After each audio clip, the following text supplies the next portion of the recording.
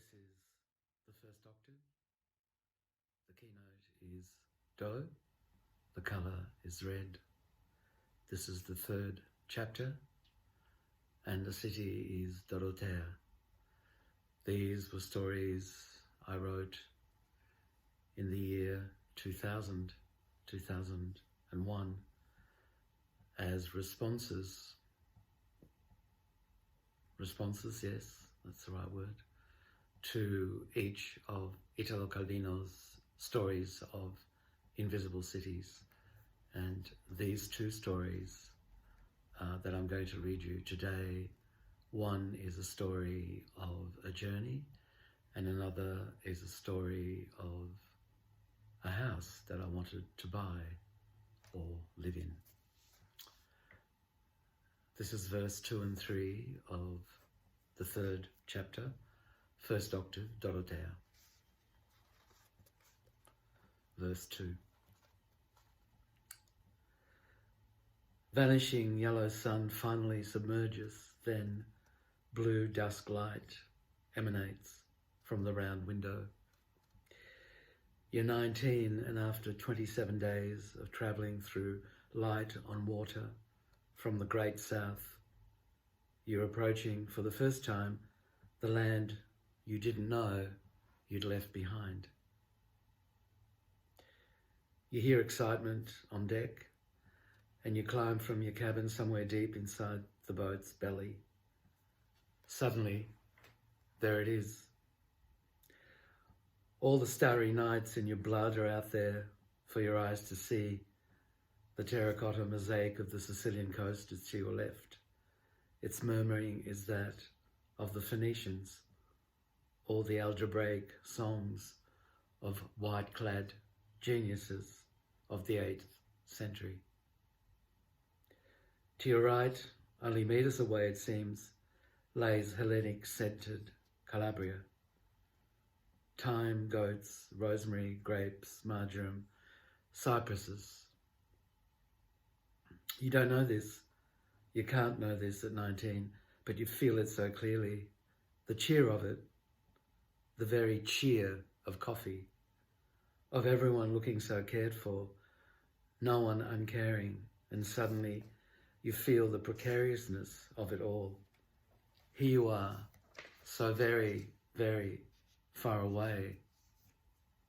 But from what? Thrust into this faraway near land, caught between the two brown legs, left and right, of your mother, as you're reborn into the straits of Messina. Etna's like a crystal mirror suddenly being held to your face for the very first time, very fast, very, very fast, straight up to your face, really close. One sees everything then. Everything's clear. Things you can't describe or know about or even imagine, all in front of you. Ever so deftly being engaged with by others, you can do anything, you think now. Anything at all. You can do anything inebriatingly easily. It's at that point that coffee-flavoured cypresses burst into fragrance, into rosemary skies behind oregano clouds, under marjoram headlands, and suddenly there's Scilla. You can even hear the sirens. You swear you could hear the sirens not singing, letting you know for sure that what you thought until now had been the world was only illusion, was only mangy goats and sparse rocks and gnarled cypresses, tiny, bitter basil leaves, thorny, dry lemon branches, fruitless, with only strands of white hair caught in their sharpest points. So now, drink the sea.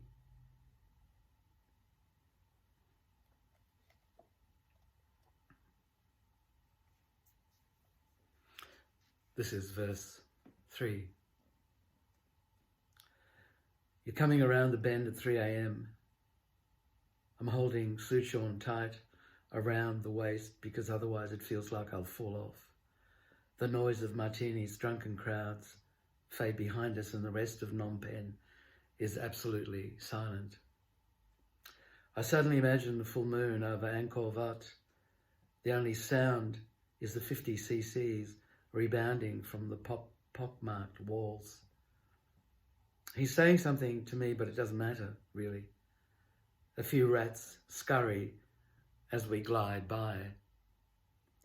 He's saying that this is usually the time his daughter wakes when he's home, not driving people around.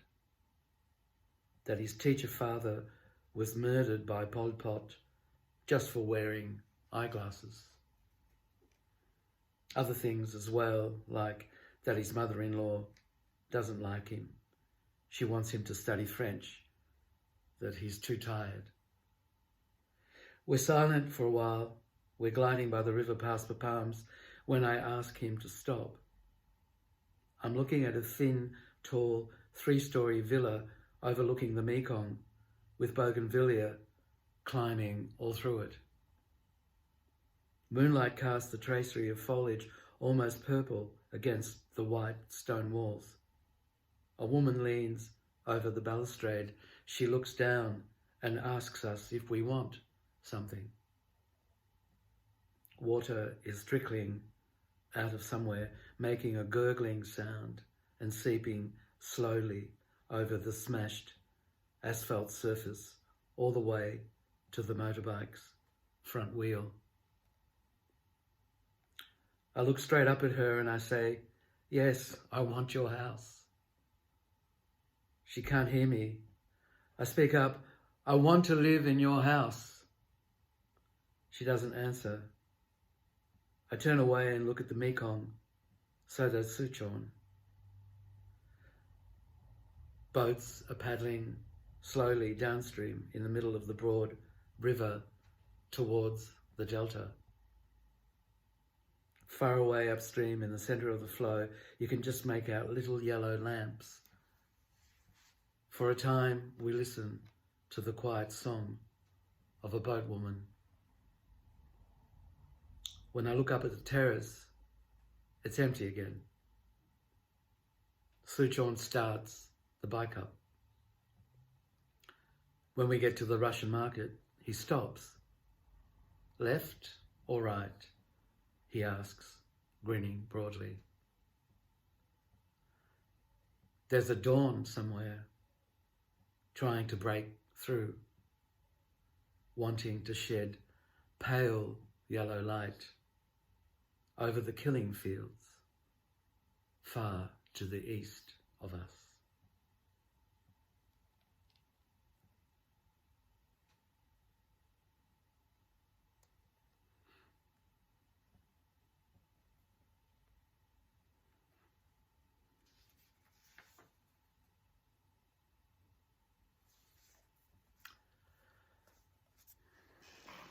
Thank you for listening.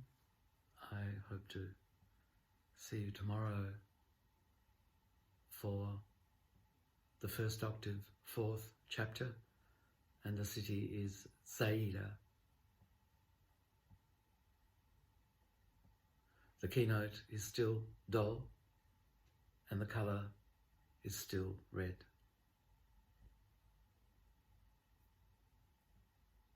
Until tomorrow.